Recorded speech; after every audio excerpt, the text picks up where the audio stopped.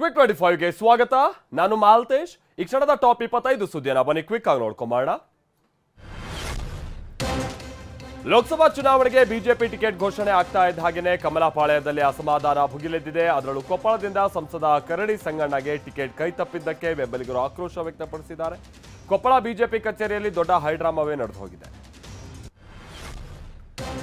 ಸಂಸದ ಕರಡಿ ಸಂಗಣ್ಣಗೆ ticket ಕೈತಪ್ಪಿದ್ದಕ್ಕೆ Koppal BJP ಕಚೇರಿಯಲ್ಲಿ ಬೆಂಬಲಿಗರು ಪ್ರತಿಭಟನೆ ನಡೆಸಿ ಆಕ್ರೋಶ ವ್ಯಕ್ತಪಡಿಸಿತು. ಬೆಂಬಲಿಗರು ಬಿಜೆಪಿ ಕಚೇರಿಗೆ ನುಗ್ಗಿ ಸಿಕ್ಕ ವಸ್ತುಗಳನ್ನೆಲ್ಲ ಧ್ವಂಸ ಮಾಡಿದ್ದಾರೆ.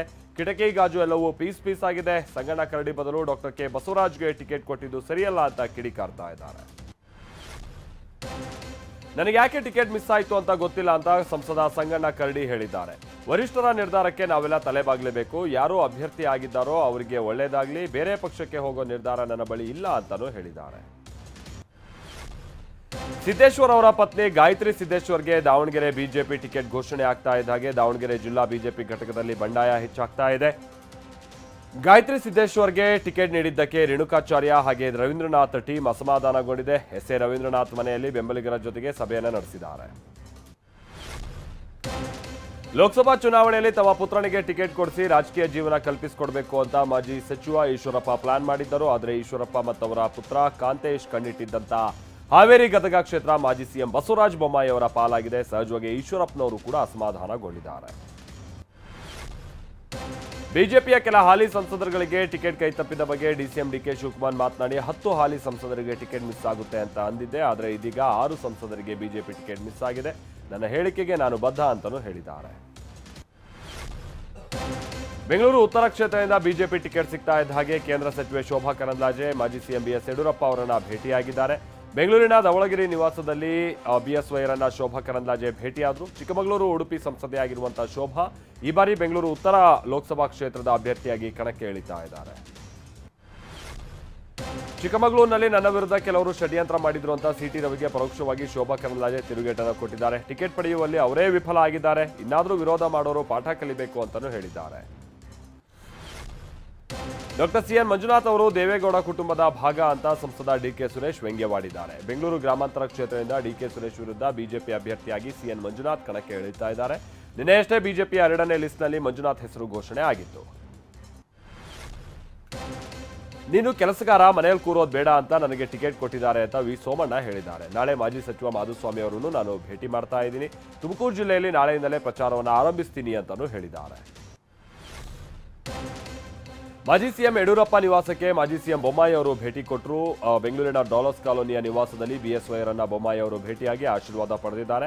ಹಾವೇರಿ ಲೋಕಸಭಾ ಕ್ಷೇತ್ರದ ಬಿಜೆಪಿ ಅಭ್ಯರ್ಥಿಯಾಗಿ ಘೋಷಣೆ ಆಗ್ತಾ ಇದ್ದಾಗೆ ಬಸವರಾಜ ಬೊಮ್ಮಾಯಿ ಬಿಎಸ್ವೈರನ್ನ ಭೇಟಿಯಾಗಿದ್ದಾರೆ. ಈ ವೇಳೆ ಪ್ರಚಾರಕ್ಕೂ ಬರ್ತೀನಿ ಅಂತ ಬಿಎಸ್ವೈ ಹೇಳಿದ್ದಾರಂತೆ. ಶ್ರೀರಾಮುಲು ಸೋಲ್ತಾರೆ ಎಂಬ ರೆಡ್ಡಿ ಹೇಳಿಕೆಗೆ ಶ್ರೀರಾಮುಲು ತಿರುಗೇಟು ಕೊಟ್ಟಿದ್ದಾರೆ. ಚುನಾವಣೆಯಲ್ಲಿ ನನ್ನನ್ನು ಸೋಲಿಸಬೇಕು ಅಂತಿದ್ದಾರೆ. ಗೆಲುವಿನ ಮೂಲಕ ನಾನು ಅವರಿಗೆ ಉತ್ತರಿಸ್ತೀನಿ. ಜನಶಕ್ತಿ ಮುಂದೆ ಯಾವುದೂ ನಡೆಯಲ್ಲ ಅಂತ ಕೌಂಟರ್ ಕೊಟ್ಟಿದ್ದಾರೆ. ಚಿಕ್ಕಮಗಳೂರಿನಿಂದ ಶೋಭಾ ಅವರನ್ನ ಗೋ ಬ್ಯಾಕ್ ಮಾಡಿದ್ದಾರೆ. ಬೆಂಗಳೂರು ಉತ್ತರ ಕ್ಷೇತ್ರದಿಂದಲೂ ಕೂಡ ಗೋ ಬ್ಯಾಕ್ ಮಾಡ್ತೀವಿ ಅಂತ ಬೆಂಗಳೂರಿನಲ್ಲಿ ಭೈರತಿ ಸುರೇಶ್ ಕಿಡಿಕಾರಿದ್ದಾರೆ. ಬೆಂಗಳೂರು ಉತ್ತರ ಕ್ಷೇತ್ರದಲ್ಲಿ ಶೋಭಾ ಅವರ ಯಾವುದೇ ತಂತ್ರವೂ ನಡೆಯೋದಿಲ್ಲ ಅಂತಾನೂ ಹೇಳಿದ್ದಾರೆ. ಲೋಕಸಭಾ ಟಿಕೆಟ್ ವಿಚಾರದಲ್ಲಿ ಮಾಜಿ ಸಿಎಂ ಜಗದೀಶ್ ಶೆಟ್ಟರ್ ನಡೆ ಇನ್ನೂ ಕೂಡ ನಿಗೂಢ ಆಗಿದೆ. ಬಿಜೆಪಿಯ 2ನೇ ಪಟ್ಟಿಯಲ್ಲಿ ಟಿಕೆಟ್ ಘೋಷಣೆ ಆಗಿಲ್ಲ. ಸಂಜೆವರೆಗೂ ಕಾದು ಒಂದು ನಿರ್ಧಾರಕ್ಕೆ ಬರ್ತೀನಿ ಅಂತ ಹುಬ್ಬಳ್ಳಿಯಲ್ಲಿ ಮಾಜಿ ಸಿಎಂ ಜಗದೀಶ್ ಶೆಟ್ಟರ್ ಹೇಳಿದ್ದಾರೆ. ಕೆಲ ಆಂತರಿಕ ಬೆಳವಣಿಗೆಗಳನ್ನ ನಾನು ಇಲ್ಲಿ ಹೇಳೋಕ್ಕಾಗಲ್ಲ ಅಂತಾನೂ ಹೇಳಿದ್ದಾರೆ. ಪ್ರತಾಪ ಸಿಂಹಗೆ ಬಿಜೆಪಿ ಟಿಕೆಟ್ ಕೈತಪ್ಪಿದ್ದಕ್ಕೆ ಸಚಿವ ಸಂತೋಷ್ ಲಾಡ್ ವ್ಯಂಗ್ಯ ಆಡಿದ್ದಾರೆ. ವಿಧಾನಸೌಧದಲ್ಲಿ ಮಾತನಾಡಿದಂತ ಸಂತೋಷ್ ಲಾಡ್ ದುರಾದೃಷ್ಟವಶಾತ್ ಪ್ರತಾಪ್ ಸಿಂಹ ಅವರಿಗೆ ಟಿಕೆಟ್ ಸಿಕ್ಕಿಲ್ಲ. ಅವರು ನನಗೆ ಒಳ್ಳೆ ಫ್ರೆಂಡ್, ನನಗೂ ಬೇಜಾರಿದೆ. ಯಾವಾಗಲೂ ಸಿದ್ದರಾಮಯ್ಯನವರನ್ನ ಬೈತಾ ಇದ್ರು. ಅವರನ್ನು ಬೈದ್ರೆ ಶಾಬಾಸ್ಗಿರಿ ಸಿಗುತ್ತೆ ಅಂತ ಅಂದ್ಕೊಂಡಿದ್ರು. ಸಿಂಹಗೆ ಈ ರೀತಿ ಆಗಬಾರ್ದಿತ್ತು ಅಂತ ಲಾರ್ಡ್ ವ್ಯಂಗ್ಯ ಆಡಿದ್ದಾರೆ. ಎಸಿ ರೂಮ್ನಲ್ಲಿರೋರು ಸಾರ್ವಜನಿಕ ಜೀವನದಲ್ಲಿ ಕೆಲಸ ಮಾಡಬೇಕಾಗುತ್ತೆ ಅನ್ನುವಂಥ ಸಂಸದ ಪ್ರತಾಪ್ ಸಿಂಹ ಹೇಳಿಕೆಗೆ ಯದುವೀರ ಒಡೆಯರ್ ತಿರುಗೇಟನ್ನ ಕೊಟ್ಟಿದ್ದಾರೆ. ನನಗೆ ಕ್ಷೇತ್ರದ ಜನರ ಸೇವೆ ಮಾಡೋದಕ್ಕೆ ಒಂದು ಅವಕಾಶ ಸಿಕ್ಕಿದೆ. ಸಾರ್ವಜನಿಕವಾಗಿ ಬಂದ್ರೆ ಸಾರ್ವಜನಿಕರಾಗಿ ಯಾರು ಬಂದ್ರೆ ನಾವು ಸಾರ್ವಜನಿಕರಾಗಬೇಕಾಗುತ್ತೆ. ನಾವು ಗೆಲ್ತೀವಿ ಅಂತ ನನಗೆ ಸಂಪೂರ್ಣ ವಿಶ್ವಾಸ ಇದೆ ಅಂತ ಹೇಳಿದ್ದಾರೆ. ಮಾಜಿ ರಾಷ್ಟ್ರಪತಿ ಪ್ರತಿಭಾ ಪಾಟೀಲ್ ಆಸ್ಪತ್ರೆಗೆ ದಾಖಲಾಗಿದೆ. ಮಹಾರಾಷ್ಟ್ರದ ಪುಣೆ ನಗರದ ಭಾರತೀಯ ಆಸ್ಪತ್ರೆಗೆ ದಾಖಲಾಗಿದ್ದು ಚಿಕಿತ್ಸೆ ಪಡಿತಾ ಇದ್ದಾರೆ. 89 ವರ್ಷದ ಪ್ರತಿಭಾ ಪಾಟೀಲ್ ತೀವ್ರ ಜ್ವರದಿಂದ ಬಳಲ್ತಾ ಇದ್ದಾರೆ. ಸದ್ಯ ಅವರ ಆರೋಗ್ಯ ಸ್ಥಿರ ಆಗಿದೆ ಅಂತ ವೈದ್ಯರು ಮಾಹಿತಿಯನ್ನು ಕೊಟ್ಟಿದ್ದಾರೆ. ರಾಷ್ಟ್ರಪತಿ ದ್ರೌಪದಿ ಮುರ್ಮು ಅವರಿಗೆ ಒಂದು ದೇಶ ಒಂದು ಚುನಾವಣೆ ಬಗ್ಗೆ ವರದಿಯನ್ನು ಸಲ್ಲಿಕೆ ಮಾಡಲಾಗಿದೆ. ಸಮಿತಿಯ ಅಧ್ಯಕ್ಷ ರಾಮನಾಥ್ ಕೋವಿಂದ್ ನೇತೃತ್ವದ ಸದಸ್ಯರು 18,626 ಪುಟಗಳ ವರದಿಯನ್ನು ಸಲ್ಲಿಸಿದ್ದಾರೆ. 2023 ಸೆಪ್ಟೆಂಬರ್ 2ನೇ ತಾರೀಕಿನಂದು ಕೋವಿಂದ್ ಅವರ ನೇತೃತ್ವದ ಒಂದು ಸಮಿತಿಯನ್ನು ರಚಿಸಲಾಗಿತ್ತು.